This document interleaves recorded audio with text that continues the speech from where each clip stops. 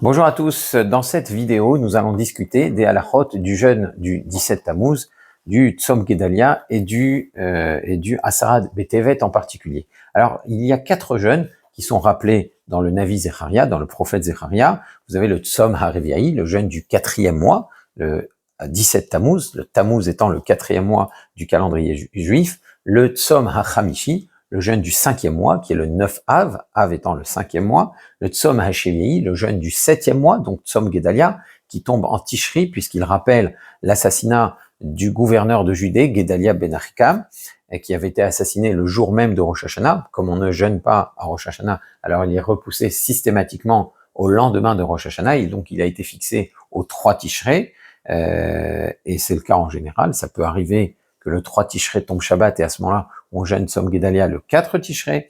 Et enfin, le Tzom HaAsiri, lui aussi est rappelé dans le Navi Zecharia, le jeûne du 10e mois, qui est le 10 de Tevet, Tevet étant le 10e mois du calendrier juif. Alors, mis à part le jeûne du 9 Av, qui a la particularité de commencer la veille au soir, donc il est un peu plus chamour, un peu plus grave que les autres jeûnes, et un peu plus connu aussi, celui du 17 Tammuz, le jeûne du 17 Tammuz, le Tzom Gedalia, et le jeûne du 10 Tevet, eux, commencent tous à l'aube, à ce qu'on appelle Alot HaShachar, au lever de l'aube, et se terminent à Tset HaKochavim, à la sortie des étoiles, donc dès qu'on voit 3 étoiles moyennes dans le ciel, c'est à ce moment-là que le jeûne se termine et qu'on peut enfin manger et boire. Alors ce sont des horaires qui sont indiqués dans les tableaux disponibles en général, et le tableau qui est le plus utilisé en France en tout cas, et en Europe en général, et en Europe du Nord surtout, c'est celui qui a été élaboré par le Rav Meir Posen, donc qui est fondé sur ces décisions qui sont exposées dans son ouvrage Or Meir. Alors c'est vrai que il y a quelques années déjà, le Rav Yitzhak Yosef s'est montré a exprimé son désaccord concernant les horaires qui étaient indiqués dans ce tableau. Et il dit qu'on pourrait, pour ces jeunes qui sont des institutions d'Erabanan, qui sont des obligations d'ordre rabbinique, il dit qu'on pourrait, pour ces jeunes-là, donc, se contenter de suivre les horaires, les calculs qui sont indiqués par le Rav Yosef Karo, et donc qui ferait commencer le jeûne un peu plus tard, et ce qui le ferait terminer aussi un peu plus tôt, une vingtaine de minutes plus tôt pour ce qui est de la région parisienne.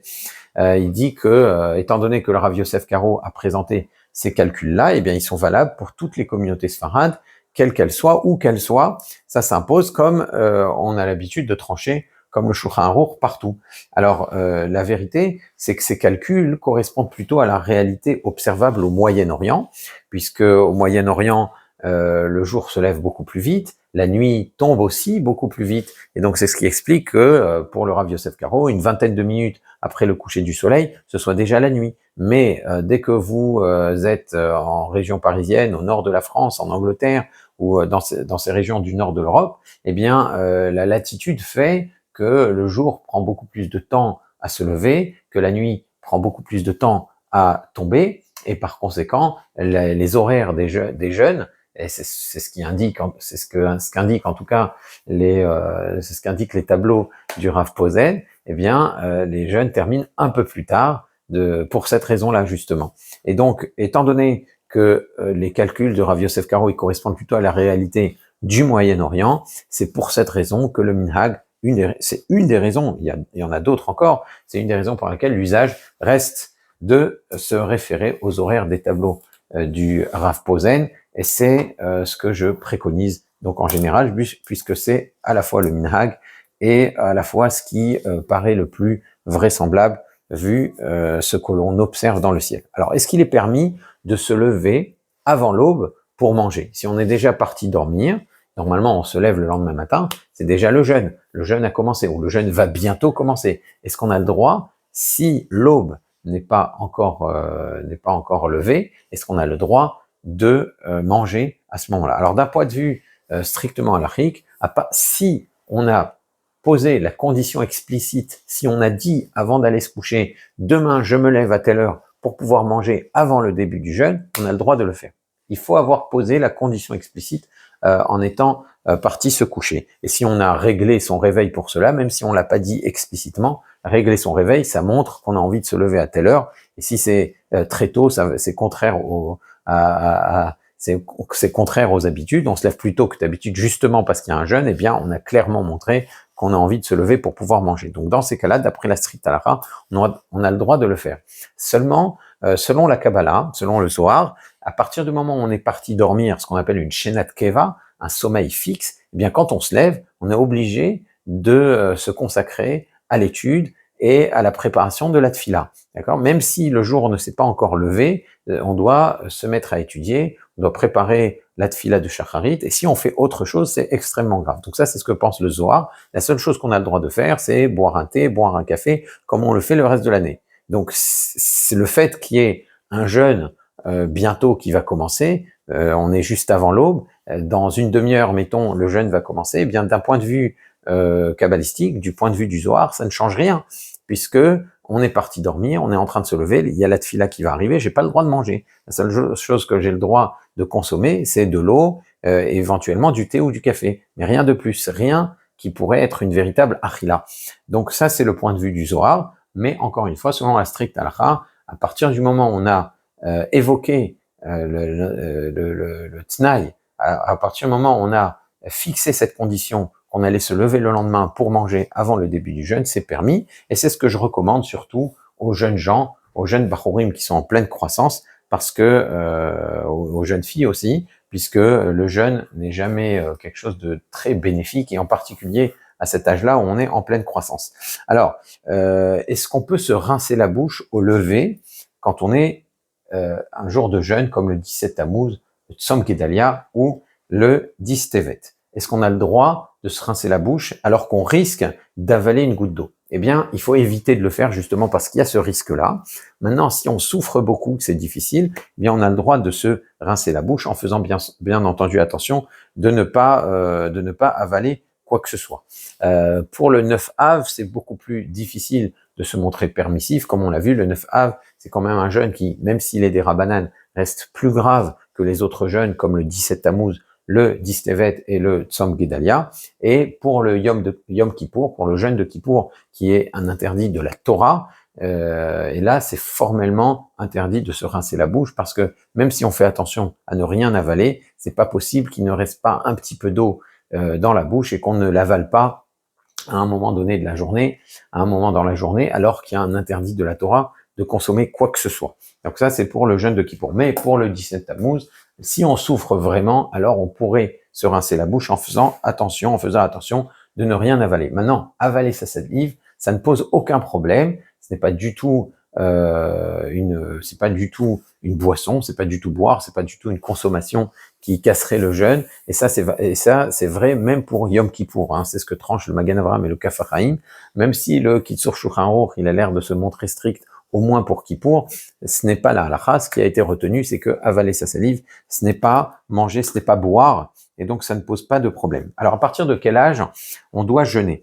Les jeunes filles, à partir de 12 ans, dès qu'elles sont bat mitzvah, eh bien, elles sont astreintes au jeûne du 17 Tammuz, du 3 Tishrei, donc du Tzom Gedalia et du Asara Betevet, et les jeunes gens, les jeunes garçons, à partir de leur bar mitzvah, donc à partir de 13 ans et un jour, ont l'obligation de jeûner. Maintenant, avant cet âge-là, le Rav Menachem Azaria Mipano, le Rama Mipano, est dit que on n'est pas tenu de demander à ces enfants, qui sont encore des enfants, donc de jeûner, ni même de s'entraîner, parce que on souhaite que la prophétie du Navi Zecharia se réalise. Or, le Navi Zecharia dit, ces jeunes-là, le Tzom HaRevi, le Tzom HaChamishi, le Tzom HaAsiri, le Tzom HaShvi'i, le Tzom HaAsiri, ces jeunes-là deviendront, pour la maison de Yehuda, pour la maison d'Israël, deviendront des jours de joie. Et donc, si maintenant on commence à entraîner les enfants pour le 17 Tammuz, on est en train de se dire, ben, l'année prochaine, le 17 Tammuz, ça va aussi être un jour de jeûne. Et donc on se met en porte-à-faux un petit peu avec cette prophétie. Donc, il dit, le Rama Mipano, dit le Rav Menachem Azaria Mipano, on n'a pas entraîné les enfants pour ces jeunes-là. Il n'y a que le jeûne de Kippour pour lesquels on entraîne les enfants quand ils approchent de la bar mitzvah ou de la bat mitzvah, on les entraîne au fur et à mesure à jeûner de plus en plus longtemps, dans la mesure où, bien sûr, ils peuvent le supporter et dans la mesure où ça ne présente, bien sûr, aucun danger. Alors, même si les enfants ne jeûnent pas pour le 17 Tammuz, pour le 3 Tishrei, pour Tzom Gedalia ou pour Asara B'Tevet, même si les enfants ne jeûnent pas, eh bien, on ne doit leur donner que des aliments simples. On ne doit pas leur donner des aliments élaborés, festifs, etc. Le Rama Mipano, le Rav Menachem Azari Mipano, il parle de leur donner du pain et de l'eau. Bon, alors même si on n'est pas obligé d'aller aussi loin dans l'austérité, on doit rester quand même simple. C'est une façon de s'associer au tzibour qui jeûne, et c'est aussi une obligation d'éducation. Ça fait partie du devoir de chinour, du devoir d'éducation, que de faire sentir qu'aujourd'hui c'est un jour qui est un peu plus triste que les autres, et donc on va pas manger des ma'adanim, on va pas acheter de glace aujourd'hui. Bon, on va pas se gâter, d'accord? Ça c'est pour le 17 Tammuz. Donc, alors une femme enceinte, si elle souffre, dit le Rama, est dispensée de jeûner. Donc ça veut dire que dès que le jeûne devient pénible, eh bien une femme enceinte est dispensée de jeûner. Maintenant, à partir de quand on doit tenir compte de cette grossesse? Alors, le Mishnah Brura rapporte que cette grossesse, on en tient compte à partir de 40 jours. Il dit que dès qu'on souffre un petit peu, dès que le jeûne est pénible, à partir du 40e jour de grossesse, eh bien la future maman est dispensée de jeûner pour le 17 Tammuz. Le Tzom Gedalia, le Asara B'Tevet, en tout cas pour le 9 Av, c'est un peu plus grave, comme on l'a dit, et il y a d'autres conditions. Mais pour le 17 Tammuz, à partir du moment où on est après le 40e jour de grossesse et où le jeûne est pénible, eh bien, c'est permis. Avant le 40e jour, il faut que ce soit vraiment une grande souffrance pour pouvoir dispenser la future maman. Ça, c'est ce qui ressort du Mishnah Brura. Le Kaf HaChaim, il se montre encore plus strict. Il dit, avant le 40e jour, on est tout à fait normal. Il n'y a aucune raison de dispenser du jeûne. Même si une maman, donc, même si une femme sait qu'elle est enceinte, mais qu'elle est avant le 40e jour de grossesse, elle devrait jeûner, d'après le Kaf HaChaim, le jour du 17 Tammuz, mais ce n'est pas la halakha. Le Yechavedat, par exemple, il tranche plutôt comme le Mishnah Brura, qui dit que là aussi, quand on souffre, eh bien, on est dispensé, même si on est avant le 40e jour. Et le Rav Mazouz dit qu'à partir du moment où on a fait un test de grossesse et que ce test est positif, dès que le jeûne est pénible, eh bien, on en est dispensé, y compris pour le 17 Tammuz, le Tzom Gedalia et le Asara B'Tevet, et c'est la halakha. Alors, une femme qui allaite, là aussi, le Rav Moshe Isserles, le Rama, là aussi, c'est comme une femme enceinte, et dès que le jeûne devient pénible, on est dispensé. De toute façon, après l'accouchement, dans les jours qui suivent immédiatement l'accouchement, une semaine après, une femme est considérée comme malade qui peut présenter une sakana, qui peut présenter un danger, donc elle est d'office dispensée du jeûne du 17 Tammuz et du Tzom Gedalia et du Asara B'Tevet, évidemment, peut-être même du Yom Kippour dans certaines situations. Jusqu'à 30 jours, on est comme un malade chez Enbo Sakana, un malade pour lequel il n'y aurait pas de danger, ce qui, pour le 17 Tammuz, le Asara B'Tevet et le Tzom Gedalia, là aussi, offre une dispense systématique. Ça veut dire que jusqu'à 30 jours, après l'accouchement, une femme est dispensée de jeûner quoi qu'il arrive. Maintenant, passé ces 30 jours, eh bien ça dépend. Ça dépend. On parle dans le Rama d'une femme qui allaite. Alors, est-ce qu'on parle d'une femme qui allaite vraiment ou qui est juste dans la période d'allaitement? A priori, si on s'en tient à ce que disent les décisionnaires, pour la plupart des poskim en tout cas, c'est seulement quand une femme allaite vraiment qu'elle est dispensée de jeûner le 17 Tammuz, le Tzom Gedalia et le Asara B'Tevet.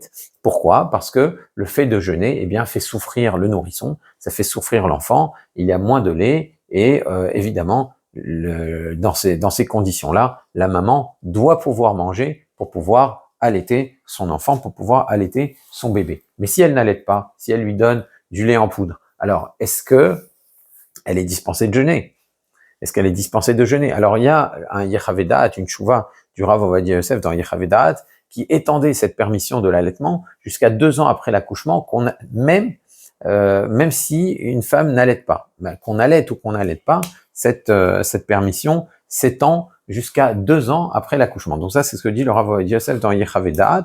Mais ce qui est très intéressant, c'est que dans le Chazon Ovadia, qui est un ouvrage qu'il a écrit plus récemment, donc plus tard, il se montre un peu plus nuancé, il se montre un peu moins permissif, et il dit qu'on devrait se montrer plus strict, on devrait se fier, enfin, on devrait plutôt on devrait plutôt tenir compte des avis plus stricts et donc s'imposer le jeûne si on n'allaite pas vraiment, parce que on est après tout 30 jours après l'accouchement, on n'allait pas vraiment, il n'y a pas de nourrisson qui souffre, on souffre pas vraiment, il n'y a aucune raison de se détacher du tzibour et donc de ne pas jeûner. Donc ça, c'est ce que recommande le Rav Ovadia Yosef de Chazon Ovadia et c'est ce qui a l'air de ressortir des autres décisionnaires du Mishnah Berurah et du Rama, etc.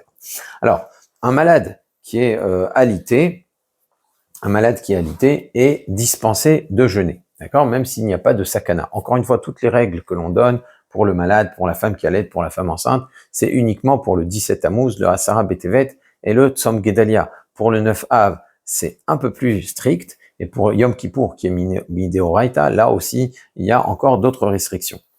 En tout cas, un malade qui est alité, même s'il n'y a pas de danger, même s'il est déjà sous antibiotiques et qu'on sait qu'il va se remettre, à partir du moment où il est malade, eh bien, il est dispensé du 17 Tammuz, et c'est pas comme le Ta'anit Esther. Le Ta'anit Esther, c'est un jeûne qui est encore plus léger. Il suffit qu'on souffre un petit peu des yeux pour pouvoir repousser le jeûne, c'est-à-dire qu'on peut se permettre de jeûner un peu plus tard parce qu'on a une souffrance XY qui n'a rien à voir avec le jeûne. Ça, c'est pour le Ta'anit Esther. Par contre, pour le 17 Tammuz, c'est seulement quand on est véritablement malade qu'on est dispensé, et quand on est dispensé complètement. On n'est pas obligé de jeûner un peu plus tard pour le rattraper.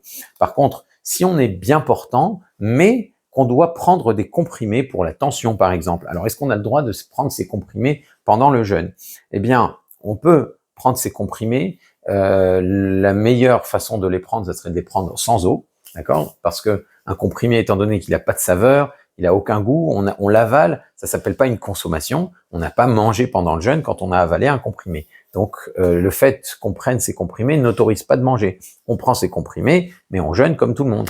On prend ces comprimés de préférence sans eau. Si c'est impossible de les prendre sans eau, c'est trop difficile de les avaler comme ça, eh bien, on peut les avaler en prenant de l'eau dans laquelle on aurait versé du vinaigre, du jus de citron, de façon à la rendre désagréable. Et donc, que ça ne s'appelle pas une consommation, ça s'appelle pas qu'on boit. On boit de l'eau qui est au vinaigre, de l'eau au citron, c'est pas agréable, c'est juste pour faire avaler un comprimé. Donc on n'a pas mangé, on n'a pas bu, ça ne s'appelle pas manger et boire, ça ne s'appelle pas casser le jeûne dans ce cas-là. Si maintenant, même avec le vinaigre et avec le citron, on n'arrive pas à prendre ces comprimés, eh bien on peut les prendre avec de l'eau dans la mesure où on prend de l'eau moins d'un Revi'it, moins de 8,6 centilitres d'eau pour avaler le comprimé.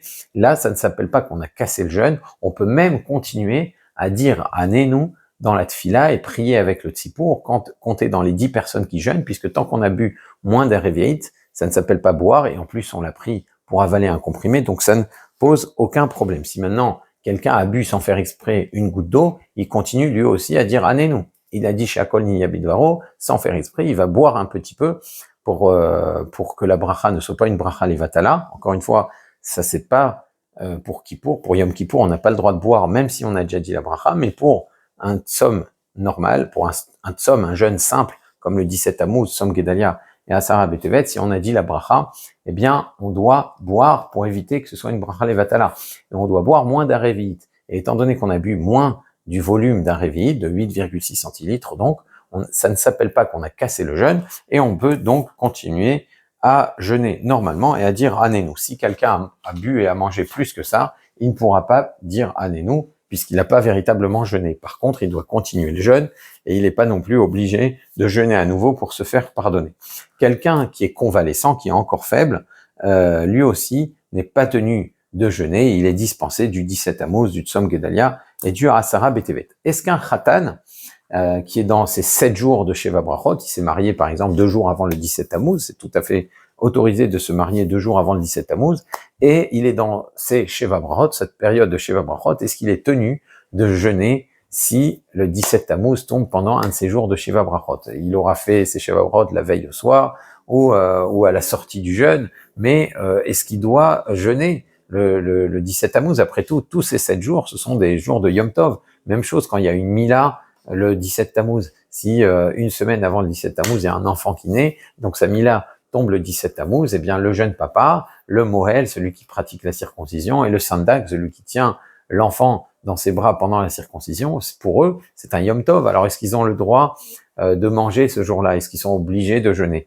Eh bien, d'après le Gaon de Vilna et le Ben Ishraï, ils n'ont pas l'obligation de jeûner, ils peuvent manger, parce que pour eux, c'est un Yom Tov. En effet, étant donné que les jeunes du 17 Tammuz, les jeunes du Asara B'Tevet et du Tzom Gedalia, ils ne sont obligatoires que parce que le peuple d'Israël les a pris sur eux comme une obligation. Il n'y a pas de recommandation dans le Navi, il n'y a pas de Navi qui dit tu dois jeûner, il n'y a pas dans la Torah Moshe Rabbeinu qui vous dit vous devez jeûner ce jour-là, c'est juste un minhag Israël qui est devenu une obligation, qui a été pris comme une obligation par le peuple d'Israël. Maintenant, l'ensemble du peuple d'Israël a pris sur lui de jeûner à cette date-là en particulier. Et donc, comme c'est quelque chose que le peuple d'Israël a pris sur lui, eh bien, d'après le Gaon de Vilna et le Ben Ishraï, le peuple n'a pris ce jeûne en tant qu'obligation qu'à partir du moment que dans la condition où ce n'est pas un Yom Tov. Si c'est un Yom Tov, il n'y a pas de Kabbalah, il n'y a pas d'acceptation de ce jeûne, et donc si c'est un Yom Tov, comme c'est le cas pour le Khatan, comme c'est le cas pour le Moël, le Aviaben, le jeune papa, le jour d'une Brit Mila, le Sandak, etc. Bien, dans ces cas-là, étant donné que c'est un Yom Tov, d'après le Gaon de Vilna et le Ben Ishraï, il n'y a pas d'obligation de jeûner. Mais la majorité des décisionnaires ne sont pas d'accord. La position la plus consensuelle, celle du Ritba, de Rav Yom Tov de Séville, c'est qu'un Khatan, même pendant ses Sheva Brachot, eh bien, il doit jeûner le 17 Tammuz, il fera son repas de Sheva Brachot la veille au soir, à la sortie du jeûne. Mais il doit jeûner avec le reste du Ham Israël. Même chose pour le Sandak, le Moël, le Aviaben, le jeune papa le jour de la circoncision. Eux aussi, ils doivent jeûner. Et c'est ce que tranche aussi le Rav Yehuda Ayash, qui est un auteur très célèbre qui vivait à Alger. Et c'est ce que rapporte le Mishnah Berurah, l'Iyabia Omer, le Rav Ovadia Yosef. Donc, la halakha la plus reconnue, celle qui a été retenue, c'est que on doit jeûner le jour du 17 Tammuz, même quand on est pendant ses Sheva Brachot, ou le jour d'une Mila. Alors maintenant, si le jeûne tombe Shabbat, mais qui est repoussé au lendemain, comme ça peut arriver pour le 17 Tammuz ou Tzom Gedalia, dans ce cas-là, eh bien, si c'est un jour de Yom Tov, étant donné que c'est un jeûne qui a été repoussé, on a le droit de jeûner pour on a le droit, de manger le jour du jeûne pour le Khatan, pour le Moël, pour le Aviaben ou pour le Sandak, car pour eux c'est un Yom Tov. Donc, étant donné que c'est un jeûne qui a été repoussé, qui n'est pas tombé, c'est pas véritablement la date, alors ils ont le droit de manger. Même chose, le Aviaben, il peut boire le Geffen de la Brit Mila, le Geffen, le verre de vin qu'on boit pour nommer l'enfant, évidemment. Alors, par contre, pour le Distevet, le Distevet ne tombe jamais Shabbat, et donc ça n'arrivera pas qu'il est repoussé au lendemain. Alors maintenant, est-ce qu'on doit prendre sur soi les restrictions de Yom Kippour et de Tisha B'Av? Est-ce que le 17 Tammuz, on a le droit de se laver? Est-ce qu'on a le droit de porter des chaussures en cuir? Est-ce qu'on a l'interdiction d'avoir des relations intimes, comme c'est le cas pour Yom Kippour et pour le 9 Av? Alors, l'interdiction de manger et de boire, c'est l'essentiel du jeûne, ça c'est normal, mais les autres interdictions ne s'appliquent pas pour le 17 Tammuz, Asara B'Tevet, et le Tzom Gedalia. On a le droit d'avoir des chaussures en cuir, on a le droit de se doucher, on a le droit de se parfumer, ce qu'on appelle sicha, tout ce qu'on appelle ces inouïm de Yom Kippour et ces restrictions supplémentaires de Tisha B'Av ne s'appliquent pas. Alors maintenant, certains poskim pensent qu'il serait préférable quand même de se montrer plus strict, de se l'interdire quand même, de ne pas se doucher le jour de 17 Tammuz. C'est ce qu'explique le Mishnah Berurah. Il dit que la raison pour laquelle ces interdictions ne s'imposent pas, c'est parce que ce sont des xérotes, des décrets que l'ensemble de Tzibour, la majorité de Tzibour ne peut pas accepter. Ce sont xéra she'en rov haTzibour yecholim la'amod ba. Mais si on est en mesure de le faire, eh bien pourquoi pas? Il y a quand même deux exceptions. C'est le fait de porter des chaussures en cuir. Si on se met à porter des chaussures différentes, ne pas porter de chaussures en cuir, on aurait l'air un peu original. Alors ça, donc il faut éviter de le faire. Il faut s'habiller normalement. Alors il faut pas susciter l'étonnement et la surprise. Et même chose concernant les relations intimes. S'il y a un mikvé, s'il y a une obligation conjugale à respecter, eh bien c'est pas parce que c'est la nuit du 17 Tammuz, du Distevet ou du Tzom Gedalia que on doit se l'interdire. Il y a une obligation qui prime et par conséquent on ne doit pas se l'interdire. Donc dans l'absolu, il n'y a que l'interdiction de manger et de boire qui s'applique, les autres ne s'appliquent pas. Et si on veut se montrer plus strict et ne pas se doucher et ne pas se parfumer le jour du 17 Tammuz, eh bien c'est préférable, mais ce n'est pas obligatoire. Voilà, on aura vu l'essentiel des halachot du jeûne du 17 Tammuz, c'est valable aussi pour le Tzom Gedalia et Asara B'Tevet. Si vous avez des questions, n'hésitez pas à les poser dans les commentaires et dans notre discussion WhatsApp. D'ici la prochaine fois, je vous dis à très bientôt et que ces jeûnes-là redeviennent rapidement, comme le dit Zecharia, des jours de joie pour la maison d'Israël. À bientôt, au revoir.